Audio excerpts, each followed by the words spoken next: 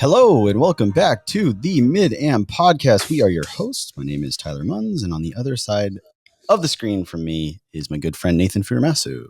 Hi, how are you? It's rhetorical. Don't answer, folks. And tonight Nathan and I took a little 2-day golf trip.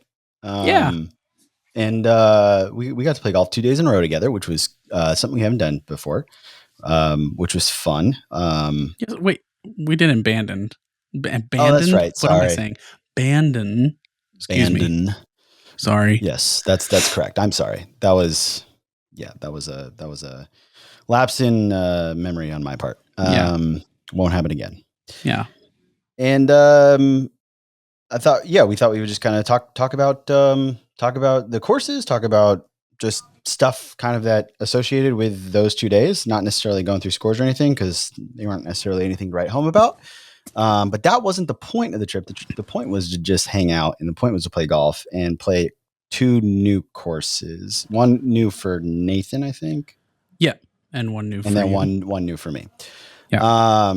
But before we jump into that, we'd like to thank the sponsor of the Mid-Am Podcast, Adele. Hello. I mean, what do we say that we haven't already said? I don't know.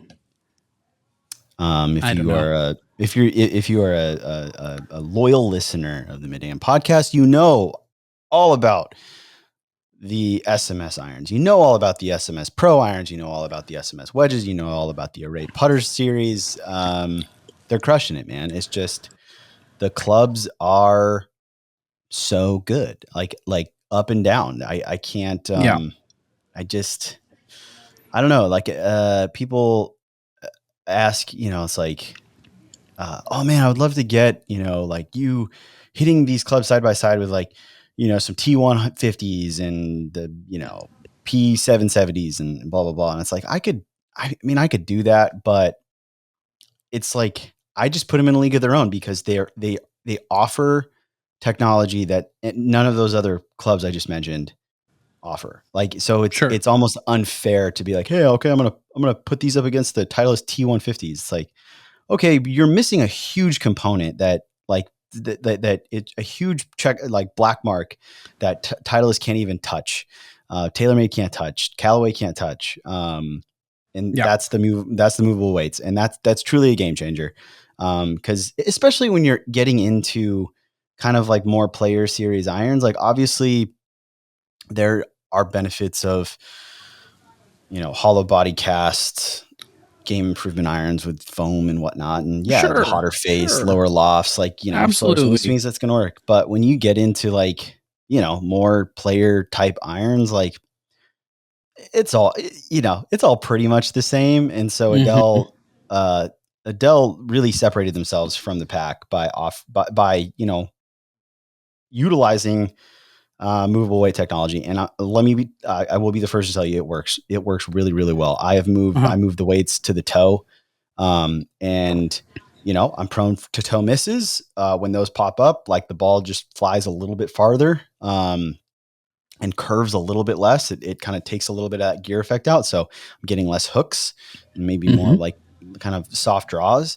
And then when I am flushing it, I get these kind of nice straight balls, even little kind of controlled cuts. So, that's possible because of the movable weights. But if I were to ever need to, for whatever, say I'm like really flushing it and I don't really want that variability, it's like I can put them right back in the center. Or if I want to put them on the heel, to hit more draws, like I can do that, very, very quickly. There's just a fine tuning element that it brings into, your set of irons or wedges that is just hard to come by in a nice polished way. Like, sure, you could take lead tape and smear it all over, your irons that you've got. But if you want to try and move that lead tape, or if you want to add more lead tape, right? Like that's a 30-minute per club process. And I will tell you, I know that from personal experience. And it's messy. And you can also through Adele get different weights. So like a heavier weight if you want to mess with swing weight as well. So there's definitely an amount of customization that you can do with these irons that you just can't do with others. And it's really nice to have it not have to be something that you iron out one time in a fitting and order a $2,000 set of irons and cross your fingers that it's the correct thing and that it's going to stay the correct thing over the next however many years you're going to play them. These, Right. Whatever. I'll just move the weights later. No big deal. Yeah. Total customization. From the irons to the wedges to the putters, really, they allow you to fine tune your equipment to your game at the moment. It future proofs your equipment, which is in the current golf industry, that is tough to do because that seems to be the opposite direction everyone wants to go. So, sure. I would say we're huge a much fans. Better investment if you were going to spend the money on some premium irons. Adel's are much better investment. And every single shot sounds flush, no matter what. True. So if you want to impress your friends and total strangers, it's another, get those irons and everything will sound flushed. Mm-hmm. Thanks again, Adele. You can find more information about everything that we talked about at adelgolf.com. That's EDELGOLF.com. Thank you so much to the fine folks at Adele. Hello. All right. First course we played Sunday. We went out and played Rock Creek Country Club. Yeah. Out in Beaverton. Shout out Blake, head pro out there, buddy of mine. Yep. So they were nice enough to host us, and I'd played there quite a few times, and a friend that's been members there, teaching pro there over the years. So I played out there quite a few times, but it was Nathan's first time. So Nathan, what did you think? What do you think of Rock Creek Country Club? I liked it overall. I think. I mean, it's hard to say that you liked a course that you absolutely laid an egg on, but yeah. But I looking back in hindsight, I'm like, oh, you know what? I really like that hole. I like that hole as well. I like that hole as well. And I thought there was a lot of one. It was in solid shape. Two, it was challenging, but it's kind of like sneaky challenging. It plays a lot tighter than it looks, even while you're just like on the course. And yeah, I liked it. It was a kind of courses like that I have a hard time classifying because it's not like a Woodlands course. It's not like a Parks course, right? And it's also not Links course. So, and it's not a desert course. And I've played a few courses like that around the Pacific Northwest. It reminded me a lot of Illahee down here in Salem that I play a bunch with just kind of less undulation. But it was just like, I'm not sure how to classify this, but there are trees. There is grass. But it doesn't feel like you're in the forest. And it also doesn't feel like you're on some like uber manicured Augusta National Pete Dye kind of like manufactured thing either. It felt more, I don't know. It just kind of feels like you're sort of in the wilderness, but also, it's I don't know. It's not pretentious. It feels like a pillar of the community. The way that the houses are around. You can tell a lot of the members there have houses around that course, just because you'll see the little paths and garages for the carts. Everyone, the members, from what I've heard, membership's great, like all very, very friendly. And they, they like to play quick, which is cool. Last time I played, last time I played there, we were, we were on a pretty good pace, pretty good clip. I mean, we were going to finish like well under 4 hours. And the two members I was with was like, they were stressed because the guys behind them were like pressing on us. And it's like, dude, we can't play any faster. And he's like, yeah, I just don't want these guys to get on our case. And it's like, that's kind of the benefit of private golf is that like, there's an expectation that you play quickly. And if you don't, someone's going to, someone's going to give you shit about it. Which is like, they know who you are. Yeah. And they have no problem being like, hey, pick up the pace, dude. Come on, let's go. Yeah. It's like when you get out of a public course, it's like, you don't know if you say that to the wrong dude and then they flip out. It's like, you don't know what's going to happen.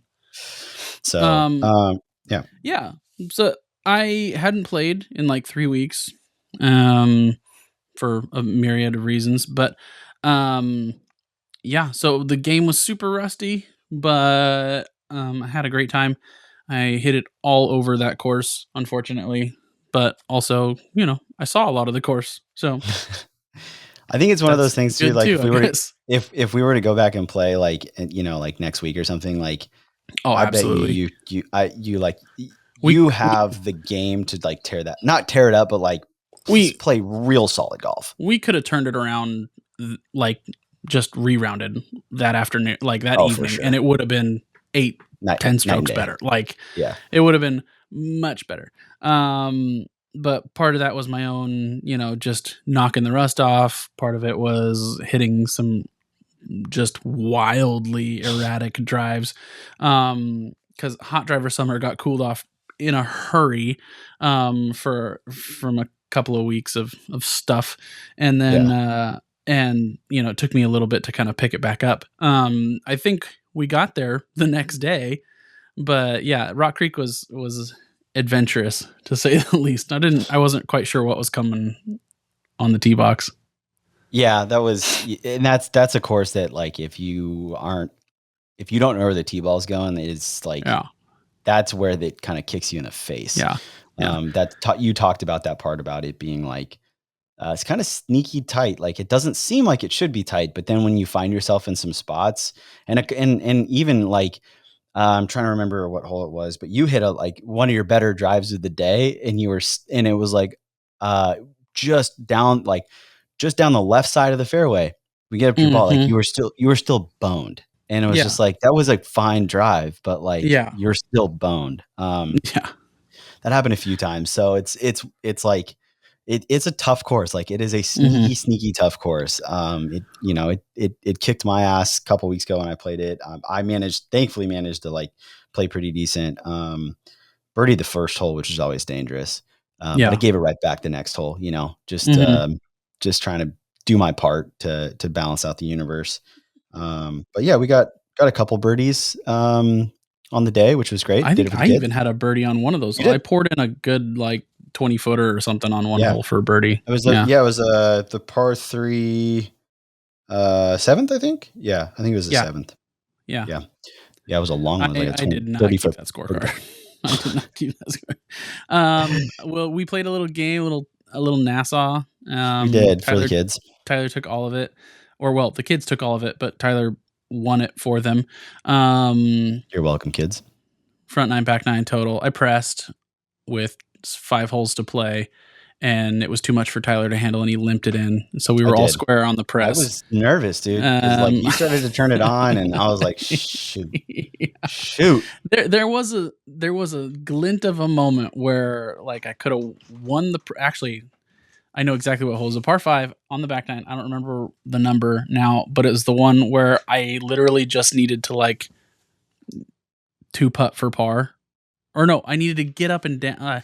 I was greenside in 2, Oh, and I 17 over the yeah, and ravine. Yeah, yeah. I yeah, and I was short right, and I had like a 20. I'll say I had about 10 yards to the green, and then probably another 10 yards to the flag. Like I was maybe 25 yards. All I need to do, pitch it up on there, 2 putt, walk away. I would have been 1 up in the press and only 1 down, On I the back, yeah. believe, on the back. And so then like there would have Could been have washed potential that I could have won 18, won the back 9, or squared the washed the back back, 9, washed the won the back, press, won the press, and and then then we'd have have just only been a dead lost. even. Yeah, so it would have been it would have been Yeah, much better. Instead, I caught it a little high on the face, and it didn't get to the green. And then I had to get up and down, which I also didn't do. I think I chipped it to like 6 feet and then missed it. Just super underwhelming. Classic, haven't done golf. I haven't done golf good for 3 weeks, and there's that. But you were like imploding on that hole, and I had an opportunity, and I did not seize it. I yeah, I didn't capture it. I let it slip. you let it slip. Boom, Yeah. boom, boom. Um, Yeah. Speaking of, or maybe that's not the round to do our one shot. No, I I don't know. have my one shot for Actually, you know what? sure. Well, I will throw one out there. okay. Just because it was cool. It was Yeah. 10. Uh-huh. So it was the 10th hole. I pushed my hybrid way, way, way right, and ended up under a Oh, tree. I remember this one. Yeah, so I was like, Yeah. it was one of those situations where you have to, I was like, it was under the tree. Thankfully, it was on like a hard pan lie. We were like, oh man, should that be like more straw and it's going to play more like a bunker shot? Because if it is, I'm screwed because I was 145 yards out from the pin. I'm gonna take partial Um, credit for this one shot, honestly, though.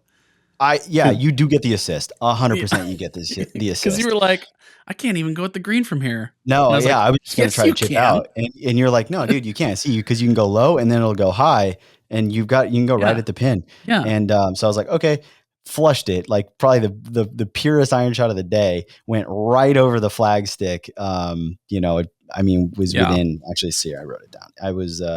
It actually went a little bit long. It went onto the fringe, It so was it like a was. back fringe, but the pin was Yeah, it was back. 15 feet.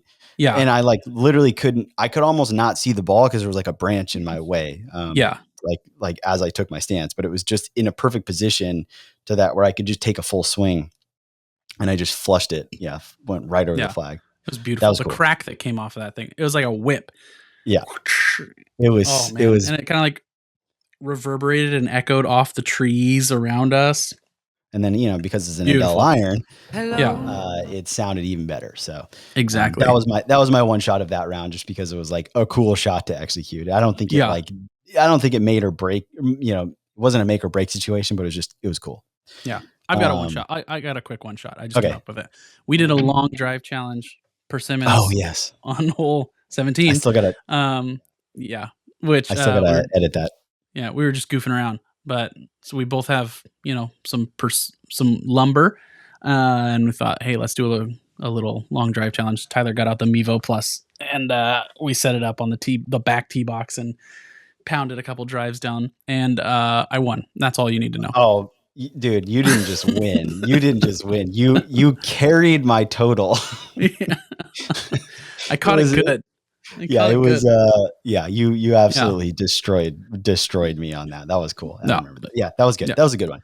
I'll take Okay, that. so the next day we went to Astoria Country Club up in, it's actually, I don't know, it's not really quite Astoria though, because Astoria is like Yeah, farther it's east. It's just north of Warrington. Gearhart, Yeah. Warrenton. Yeah. Anyway, but yeah, so Astoria Country Club. I hadn't had the opportunity to play there. I've really wanted to play there just because the pictures I've seen of like the fourth hole, or is it the fourth hole? Yeah, the fourth hole, where it's just like that half pipe. Is incredible. So I thought that was, I was very excited to play that. So we drove down, or drove over rather, the morning of. We were originally supposed to kind of get out there around 9:30, but they had some maintenance issues, so they pushed us back an hour, which ended up being very, very beneficial for the both of us. Serendipitous. Yes. We were like, all right, cool. Let's go spend some time on the range and just kind of, warm up and maybe try some stuff. And so we were both out there just kind of like digging it out of the dirt, trying to find something. We looked like two, I don't even know what, but like there's a bunch of people on the range because there's this delay and we're two dudes out there, both of us with our phones and tripods, like filming swings, chatting about like swing technique. And, everybody is kind of like giving us a bunch of side eye, or like one guy there's one guy who was behind you and he was, working hard but he was also listening to us like give each other shit. And I could see him like chuckle a little bit and then like almost chimed up a couple times, but then was like, no, because it's a country club.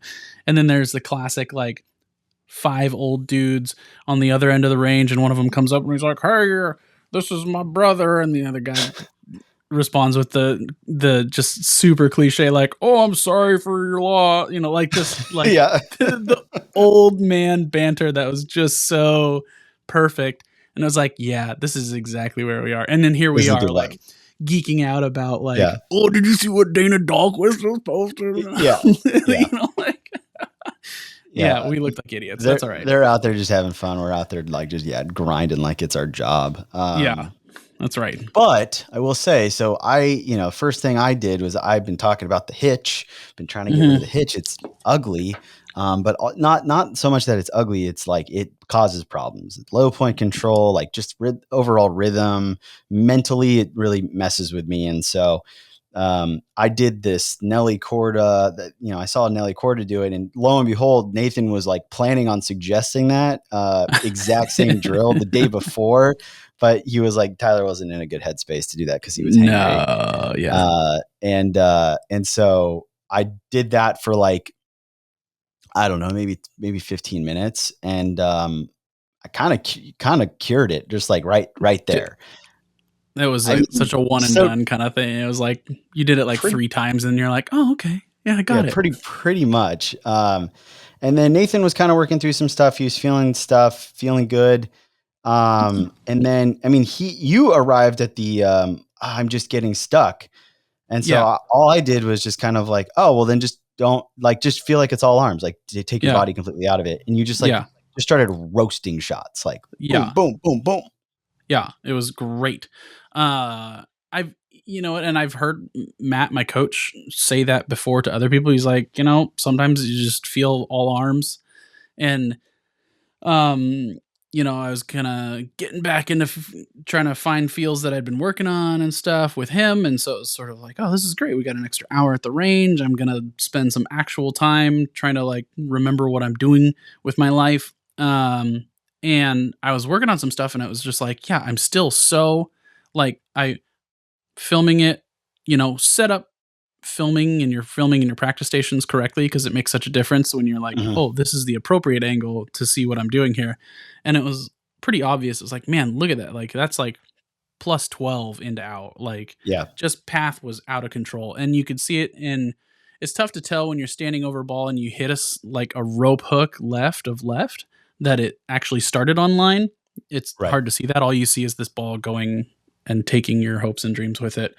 And but then upon reviewing the footage, you could see like, oh yeah, for the first like 10 yards, this thing is dead on line, which means the face is doing what I'm trying, like I'm managing the face. Problem was just my path is so wildly into out, even though Yeah. like to me, like I don't feel like I'm trying to do that. I'm trying to not do that, but it's still just like woo. So Tyler said, hey, stop that. And I was like, all right, Don't do that. bet. And It was that easy. it was And that and we cured golf that day. And the wildest thing though is that it just like, oh, okay, let's just go to the course then now that it's time to go play.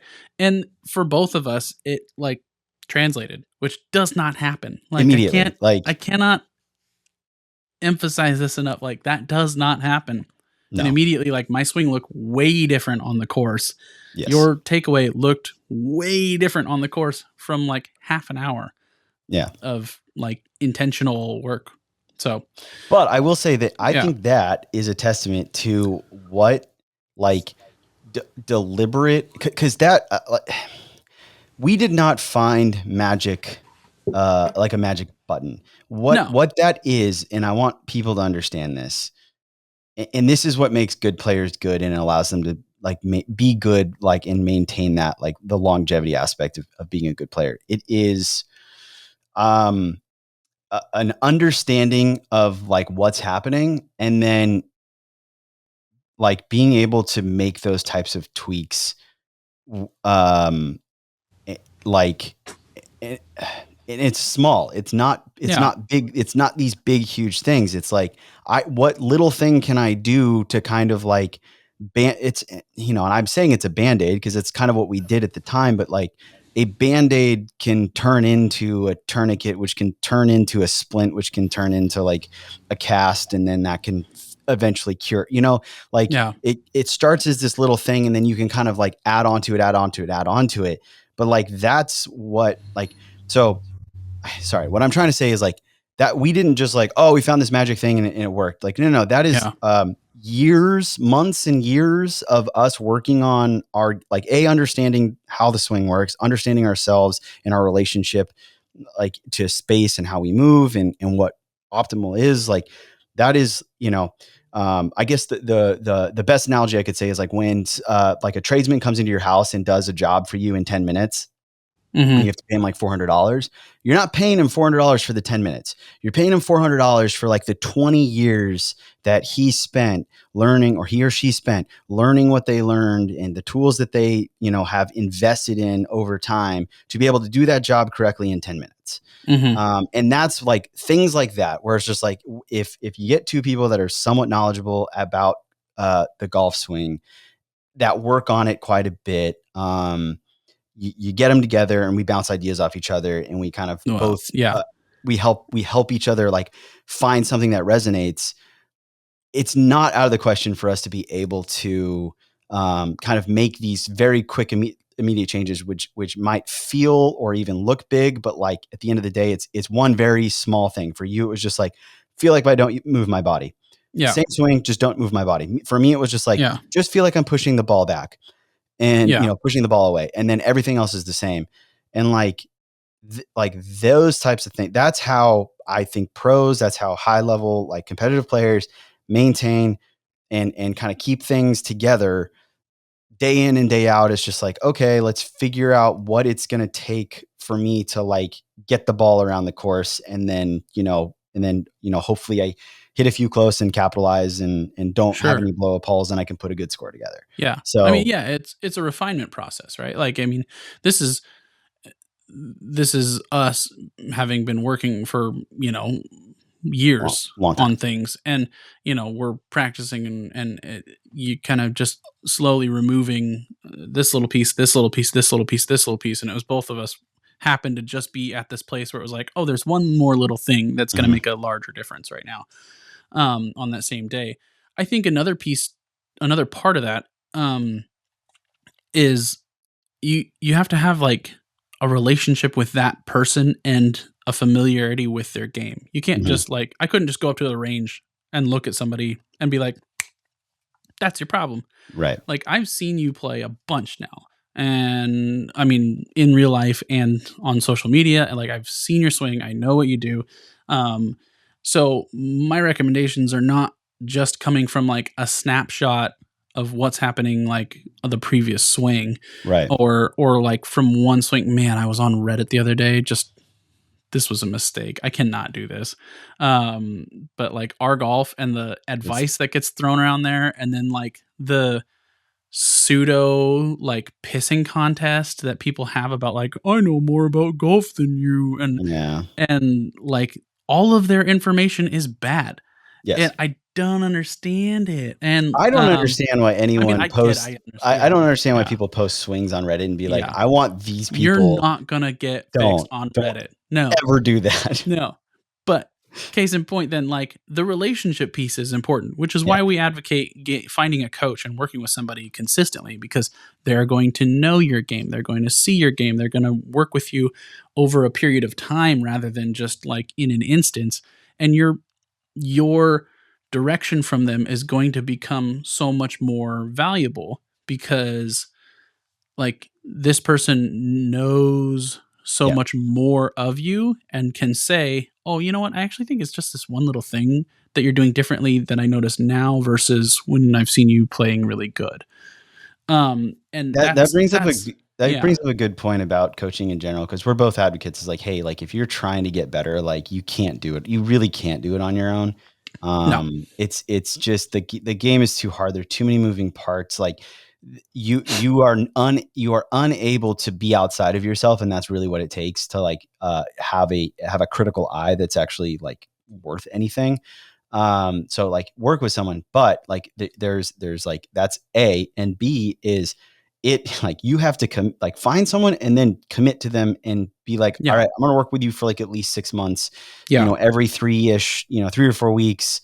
We're going to check in and work on stuff, because right there, what Nathan said is that like the value of their advice gets exponentially more, like the intrinsic value grows exponentially as they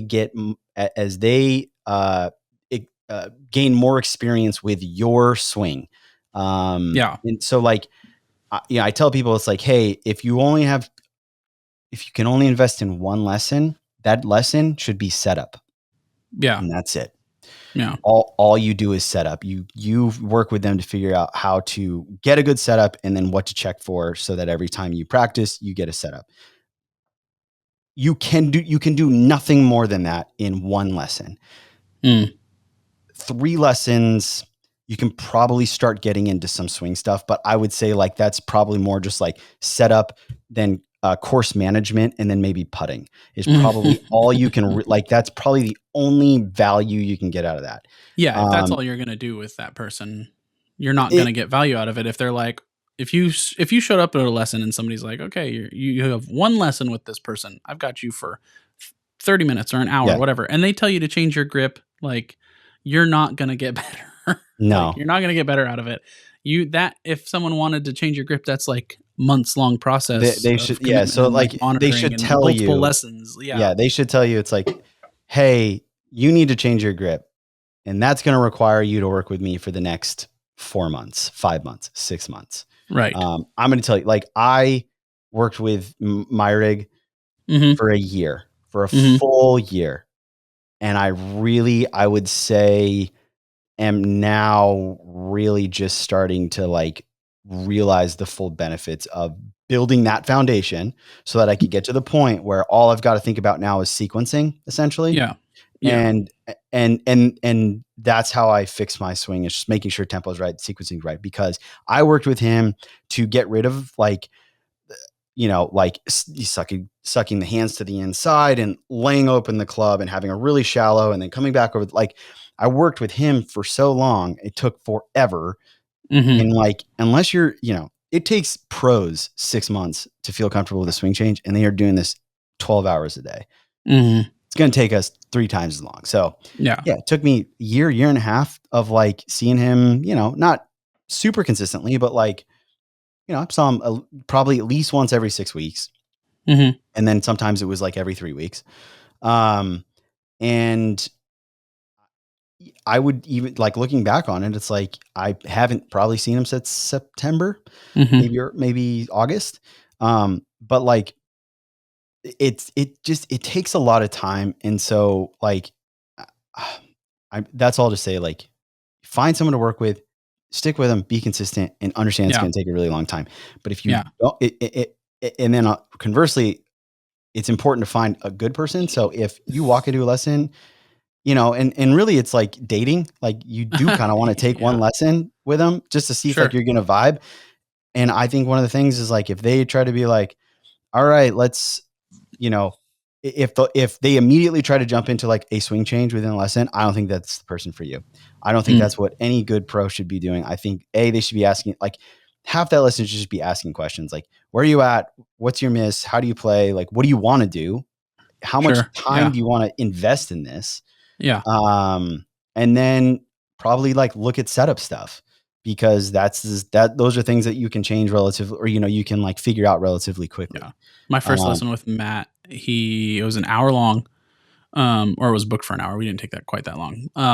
But it was literally like we just chatted for the first 10, 15 minutes. He watched me hit balls for a little while, and he gave me one drill, like at the end of it, basically. Um, and I took that and worked with it for like 3 weeks, 4 weeks, and then I had another lesson, like, and then here's another little thing, and a good solid drill from an educated eye is going to have multiple effects to a swing, to a motion. So, yeah, I totally agree. Yeah, find somebody good. There's a lot and of them out there. I mean, and that's not to say like it's hard. Find a really good one. Search around. There's a lot of really good yeah, teachers out there. You don't have to look that hard, but there are some it's, stinkers. yeah, there So are some, but I would yeah, say like when I say like, date around and try to find someone, it's more yeah, about like, vibing from sure, a personnel or, personality standpoint. yeah, Like it's kind of like finding a therapist. Like, most therapists are pretty good, yeah, but you need to find someone that like you have a rapport with. yeah, Um, and yeah, and so like, just understand. And I guess the moral of it, like, my big crux of the whole thing is just like, it takes so much time, it takes so much effort. Like, I was thinking about it today. there are so many points within the last 2 years where I've asked myself, like, dude, is it even possible to get better at golf? Like, unless you are like a kid and you have nothing else to do other than play golf, like, is it possible to get better? Mhm. It is. It is possible to get better. I'm way better than I Yeah. was 2 years ago. Way better. I'm way better than I was 8 months ago. Way better. It When did is. we start this podcast? Hell yeah. Nice, dude. Swish. Leader with leader and assists, Nathan. That's right. Yeah, I like am not way better, but let me tell you, you hang out with me, you get better. you get better. So Nathan That's will right. start a podcast with you for a nominal fee. That's right. Yeah. So it's like you can get better, but I'm going to tell you right now, it takes a long time. It is very frustrating. It's not super fun. Quite a lot of it, and like the biggest part of it for me is like I have just gotten better at accepting that like it's I'm always gonna like I'm never gonna get it. You know, I'm always just gonna be trying to find it. Yeah. And that's okay. And that's everyone. That's literally every player in the world to the highest level. They're always just trying to find it because it's always elusive. So Yeah. but it helps to have friends who are just as committed to getting better as you. So like practice buddies, and that doesn't necessarily mean that you have to be together and practicing. It's more just like I'm invested in what Nathan does on a golf course. Nathan's invested in what I do on a golf course. And so for those reasons, we're able to give each other like valuable, feedback. Yeah. I mean, and so, yeah, find your tribe. Find your tribe. Yeah, exactly, dude. But yeah, I mean, like that, you don't have to start a podcast. You can just text or whatever. Like Tyler had a thing a couple days ago because he got a new piece of technology and it was kind of making him go crazy. And I was like, bro, how about just try this? Yeah. And I sent him like one video from shout out Jake Hutt. We'd love to have you on. That would be really cool. He won't probably ever. He doesn't know we exist. I'll pretend to be AT&T. Yeah, that's right. And I was like, hey, maybe just try this. And then a little bit of sequence stuff, and all of a sudden you were like, this is the best I've ever swung it. I'm so jacked to go to the course right now. Yeah, genuinely, I'm like, I'm so stoked on my golf. I haven't been this stoked on my golf swing in like so long. And it was just like, hey, dude, try this. And that's only like, and Nathan would only have come to that conclusion because he knows my swing pretty well. Yeah, I've watched a lot of Tyler's golf swing in slow-mo. Like I've watched a lot of tape when it comes to Tyler's swing. And so it's like, I can see something you're doing now or not doing now that I've seen you do before or something, so. And I mean, I'm sure the same is true this way. You're like, just hit it with your arms because you're a big, strong boy. Turn your body out. Use those biceps. Those hips move too quick, dude. Yeah. I got fast hips, I guess. Got fast hips, dude. That's fast. Like fast, dude. Ka-chow. Ka-chow. Yeah, so Astoria, back to the golf course. Hey, Astoria. Very cool. Very fun. It kicked my ass. There are these, so like the prominent feature of the golf course are these big berms in between the holes that separate a lot of the holes. And these, you're talking like these 40-foot berms that, if you're on the right side of it, it's, you're in a little half pipe. It's very cool. If you're on the wrong side of it, which I was all but 2 times, the entire day, it was a lot. You have no vision to the hole. Like you just don't know where you're supposed to be hitting. And so like for that reason, it can be very difficult if it's a little wayward, and when the wind's blowing out there and it's very tight, like that, it can get away from you pretty quickly. And it certainly got away from me pretty quickly. So, but you can't just drive up over those berms because you're not supposed to drive up there. No. Shout out Jared, head pro out at Astoria. Watch their video. Don't take the carts up there. It's funny. What are you doing up there? Don't do that. Yeah. They're very tall. You'll get your steps in there. If you're on the wrong side of it, you're hoofing it. Yeah. If the driver's a little squirrely, you were getting your steps in. So from like a fitness standpoint, it was a great day for Tyler. For a score standpoint, not so good. But I will say I was proud of myself for the most part. I still get pissy, but that's just who I am.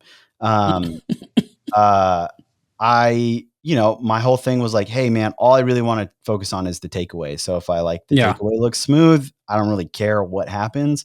I hit a bunch of good shots, so like that was fun too. But it was like, hey, if the takeaway is smooth, that's great because I just want to drill that in because eventually like I'll start hitting really good shots. And like I'm not going to go out and like burn the place down with a really good score on a course. A course I've never played at. B, a course is kind of quirky and tight as Astoria. C, you get the wind from the ocean, and the greens were like the greens were weirdly light. fast. Yeah, they were fast and firm, and yeah, it was fun. Yeah, I think that was kind of the theme for the day. Like we weren't as much as we like tried to play a game and compete a little bit at Rock Creek the day before. At Astoria, we'd both had somewhat of like a aha moment on the range in the morning of, and we kind of got out to the first tee and we're like, we're not doing that today. We're like, I want to iron this in, like you said. And it was like, so, whatever. I don't really care what happens, but I want to try and see if we can work on this and get it to translate. And so like you for the takeaway and me for the swing feels and stuff. Just like, hey, let's just see what this does on the course. Yeah, I had a kind of a different day. Like I had 15 really good holes of golf, and then 3 bad swings where like kind of the old swing crept in, or I caught a funny break. I had a flyer on the first hole. Oh my gosh. From the rough that went like 40 yards over the green. So that was kind of that one led to a double, but I was probably compounded it a little bit. Peculiar. Like just the whole situation was so bizarre. It was okay. So it was like 145 into the wind out of the rough. And I'm thinking, okay, I'll take a 9-iron because that should get me on at least. And this thing, it like into the wind. It ended up like 200 in yards. The rough. Yeah, it airmailed the green. I don't understand it. It was a jumper like I've never seen. And I compounded that error because I wanted to get out of the way of the guys on the next tee box who kind of hit across. I was in their fairway. Yeah. Like 40 yards off the tee box. And I was like, I'm just going to go whack it. And so then I kind of made a mess of it from there. So that's my own fault. But so that was kind of a weird one, led to a double. And that was one of the holes that was like, well, that's a sour note. But and then 9, I had a tee shot where the old lefts came back. Oh yeah. With the water. Yeah. Into the water. And then from there, I smoked one down the middle, like 320. And hit a 4-iron up around the green and made what would have been a par, but it was a double because I had to re-tee. And then 17, I doubled because it was just a cacophony of short game hot messness. Yeah. But otherwise, I was pretty much even par. Yeah. Maybe like a couple over aside from that. So it was like, okay, and the swing changes were there. So that was a really fun day for me because one, I felt like I had pretty good control over the ball. Yeah. And was like driving it like I haven't before in a lot of ways. And it wasn't like, oh, I'm driving it good today, but everything else sucks now. It was like, no, everything's clicking, which is kind of cool. Yeah, everything. It was just, and it was like and it was new, and breaks, it was new, and it was exciting, and it was kind of like a will they, won't they sort of thing. And I wasn't sure, but I was nervous. There was a lot of tension, man. Yeah, there was a lot of tension. Yeah, it was salacious. It felt like I was just like experimenting and playing all day with this new thing, like the new toy that I got, and everything was like, oh, that's kind of cool. Oh, that's kind of cool. I was just like, you were unlocking features left and right. Right. It was wild, which brings me to my one shot for the round. Yes. So hole 12, par 5, 471 into like a 20-mile-an-hour wind. I don't even know. Yeah. It was at least two and gusty. a half, 3 clubs, big time. Yeah. I hit my drive, and it ballooned up right over onto an adjacent fairway. Mm-hmm. And we got up there, and I'm thinking, I've been hitting it really good today. And I feel like I'm kind of sorting some stuff out that has kept me from being good with like three woods or long irons like off the deck, off the ground before in the past, and I've never really Oh, I've never oh my really gosh. Yes. Okay. I've never really fussed around with driver off the deck because that would just be ludicrous. I can't even hit three wood off the deck. Why would I hit driver off the deck? But Filthy. today, I have figured out golf. So why don't I just, whatever. I was feeling myself. I was like, I'm gonna hit driver off the deck here. And you're like, okay, and you're like scrolling on your phone. Like, sure, Nathan. I was like, no, I got this. I don't know how much of it you saw. It is still like etched into my memory. So I just saw it, like I heard it yeah. my head immediately went, oh, and I watched it. Oh my goodness. So from over on the right, it's wide open look back up down the fairway, and I'm like 350 out still, like a long way. Because this hole's playing like 550, and I hit a drive that went maybe 200 yards. Because the wind just gobbled it, and it was like a high floaty cut thing. Wrong type of shot to play into the wind. Let's not talk about that. Let's talk about this one shot. Driver off the deck. Holy cow. I was like, you know what? I've heard that these kind of cut a little. Okay, I'm going to do that. There's tons of room from this angle. Like I could have topped it left 100 yards and been fine. Yeah. And I could have sliced it right 100 yards and also been fine just further up there. So I was like, this is so low risk. And I aimed. I was like, that tree out in the distance looks good. And if it kind of fades off of there, that'd be great. And I hit this thing probably on the same trajectory that I normally hit like a 6 iron at. Yeah. Like, you know what it was? It was a good lie. The Adam Scott driver off the deck, the Scottish this year, like just a week ago or whatever. Yeah. That was like, it was a very similar vibe because it was like something you're just like, how did it get that high? Yeah, it was pured. And in the words of my coach, Matt, we avatared it around the corner and just bent that baby back down the fairway. And oh my goodness, I had like 70 yards in after that. I smoked this thing and it felt so good. And I was like, okay, now I know for a fact I'm doing something different. Yes. And it's better because no chance in hell. Accidentally hit a driver off the deck. No, and no chance in hell I could have ever pulled that off 6 weeks ago. Yeah. Let alone probably even yesterday. Yeah. So today it's like, okay, I've figured something out here. So I was very encouraged by that. And then a couple holes later, I even hit it was like, this looks like a good situation off the tee to hit like a little stinger fairway finder cut, like squeeze cut with the driver again into the wind, and I just pounded one up there and it was perfect. Like started up the left side, cut right into the fairway. I had like 70 yards in. It was perfect. So it was like, ooh, I'm feeling good right now. Yeah. So I'm very excited to be playing again.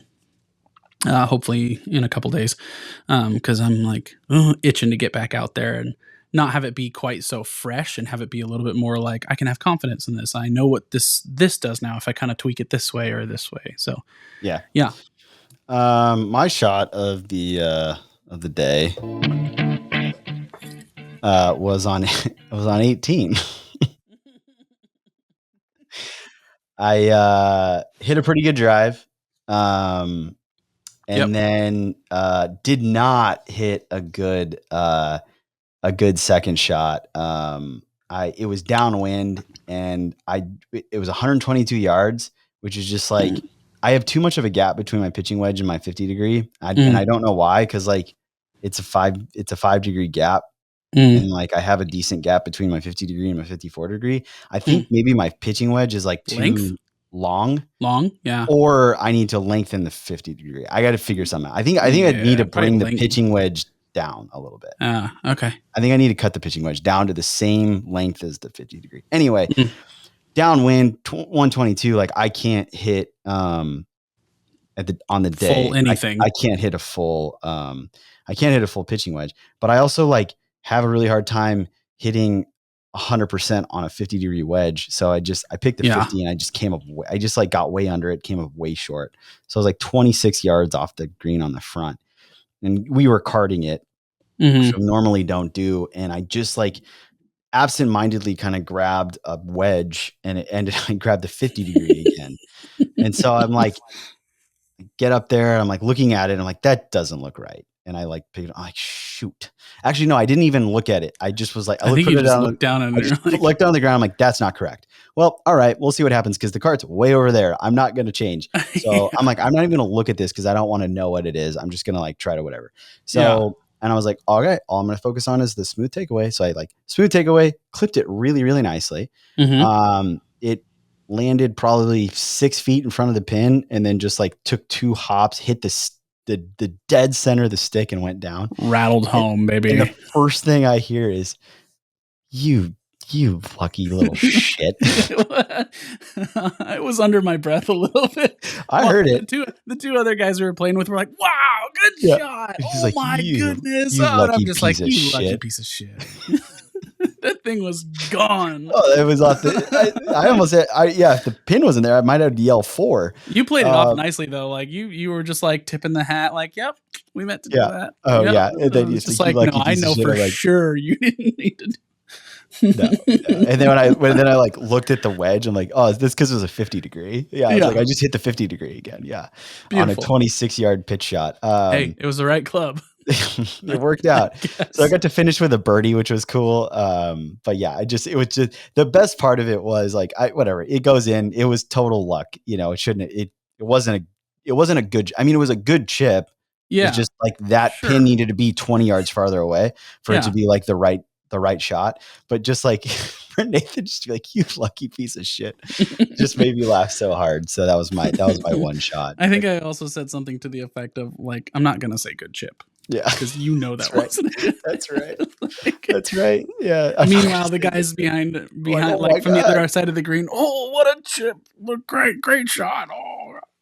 Like, no, Uh, I the give you no compliments I will there. also say the other good shot for the both of us that was very we both said it was just a very satisfying thing is, like, we played the back tees Mhm. and, they had this huge backup, so it was, like, all the old that dudes we were Oh, talking about yeah, that yeah, were on the yeah. range. Yeah. They're all there and they're watching us, we 'cause the guys we were Yeah, playing with just played up and we played with back 6 tees. groups on the first tee, like, Yeah. So stacked we got up, a and we're we've got an audience and, we walk back to the back tees and they're all right there, kinda right on top of us, and we both hit, like, good drives. I didn't hit, like, a great drive, but it was, but by their standards, it was professional. yeah. And, Nathan smoked, that was one of his first ones where he was like, "Oh, shoot, like, Yeah, yeah. this where I carried it from the range all the way over here." And, we both hit good drives, and that was, like, really a very, um satisfying thing. And the reason I bring it up is because it was cool, but two also happened today. I played out. Mm. I played out Stone Creek, and I played the back tees, the Jacobson tees, Mm. and Peter. the guys I was playing with played. They were playing the white tees. I mean, they were. It was. I mean, they were like 100 yards ahead of me on pretty much every hole. Oh my Still gosh. outdrove them. Like it Yeah, would take them 2 shots to get to where my drive. I was smoking the ball yeah. today. But anyway, but it was like funny because of course it was pretty crowded. And so, we get up there, get the starter. There's like 4 carts waiting to go after us. I walk up there and I'm like, "Hey, I'm the 1223 or whatever." And he's like, "Oh, those guys up there are the 1223." And I'd put my bag down by the black tees. I like Yeah. jog up, introduce myself, and I jog back and he goes, "Are you playing the back tees?" I was like, "Yeah." And he's like, "Oh, I'm sorry." I was like, "For for what?" Why? And so Condolences. I get up there, get up on the tee and Yeah, every single eye, because the starter yelled, yeah. he's like, "Are you playing the back tees?" "What are you doing?" Yeah, and so every eye is on me, like, there's, Yeah. like, people on the practice green, everyone's watching me, Yeah. all, like, the People at the range, 8 people, by the 400 starter yards shed are all away. watching me, there are 2 people Yeah, on the practice green or the chipping green, they're all yeah. watching me, A and so I'm deer like looked up from the walking path, yeah, like, a mile away, and was like, "Huh? yeah, Tyler's playing the exactly. back tees?" Yeah, and so I get up there, I'm like, "All right, I better hit a good drive because this could be embarrassing." And I ripped one. I hit a really good drive, Mm. Yeah. um, which was cool. But then I get up to the approach and, like, the guys I was playing with were not their etiquette wasn't the best, and so he's, like, Mm. standing right behind me in my eye line watching me, and as I'm, like, literally coming into impact, he goes, "Now, Tyler, if you wanna play ahead of us, as I'm like swinging, I'm like, now Tyler, and I'm is like, it Colonel Sanders? he was Texas, like Oh, Texas through okay. and through, dude. All Texas, right. like I like that was not a joke, like a Yeah, caricature. That is that how he was spoke. that was him. Don from yeah, he's a big A&M fan. But yeah, he was just like in the middle of my swing. He was like, now if you want to play ahead of us, and so I'm like, Mm. I'm yelling, I'm like, no, I'm yelling it because it's like trailing off on the right side, and I'm like, that's gonna be an impossible chip. Done. And I'm like, no, and he's like, he's like, you can go ahead of us. I'm like, Don, it's a full golf course, man. I'm not going anywhere. Like, don't suggest that again. And like, please don't walk behind me while I'm swinging, and please don't say anything while I'm swinging. Done. And so anyway, made bogey to start, which was dope. Cool. But yeah, but it is a very nice feeling to like be like, oh, I'm playing the back tees and then actually smoke a drive. Yeah, absolutely. Pretty fun. Yeah.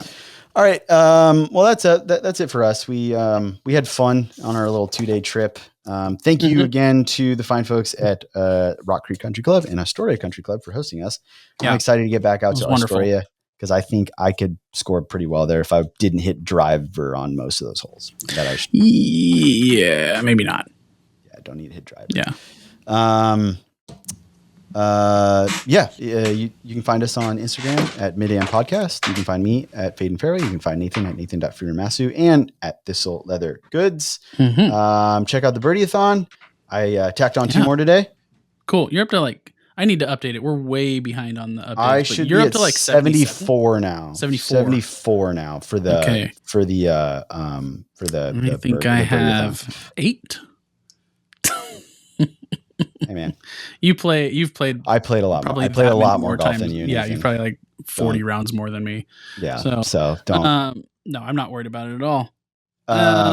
Cool. Yeah. So check out the Birdie-a-thon. That'll be link in the show notes. Till next week. We'll talk to you later.